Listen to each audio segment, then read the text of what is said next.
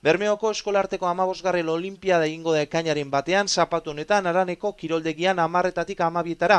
Bermeoko udalaren kirol patronatuak eta Taraska Gaztezar atletismo taldeak antolatutako kirol ekintza da, lehen hezkuntzako ikasle guztiei zuzendua, 6 eta 12 urte bitartekoei.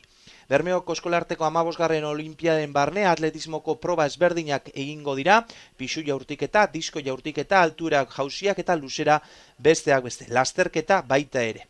Kirol horiek egiteko 4 gune antolatu dira, lehenengo gunean jaurtiketak egingo dira, bigarren gunean umeek altura jauziak egingo dituzte, hirugarrenean luzera jauziak eta azkenez lasterketa egingo da 4. gunean. Ume bakoitzak bere ikastetxean eman behar du izena, Bermeoko udalaren kirol patronatuak eta Taraska Gaztezar atletismo taldeak 6 eta 12 urte bitarteko ume guztiak animatzen ditu Bermeoko eskolarteko 15. Olinpiadetan parte hartzera. Gainera, kirolari ateak zabalik ekimena ere izango da, jardunaldi hori ekainaren batean eta bian izango da Bermeon, ekainaren batean zapatuan, karatea egingo da Lamerako kioskoan 11:30 ordu batetara, 12:00-tik ordu bietara, line dance eta gimnasia erritmikoaren erakustaldiak egingo dira Lameran. Eta Domekan ekainaren bian, 10:00-tik 12:00-etara eskubaloi gunea izango da Zubiaurtar Kepa 50ko enparantzan, Euria Balego Araneko kiroldegian eta 10:00-tik aurrera, Women 3.0 Circuit gunea Artza frontoian.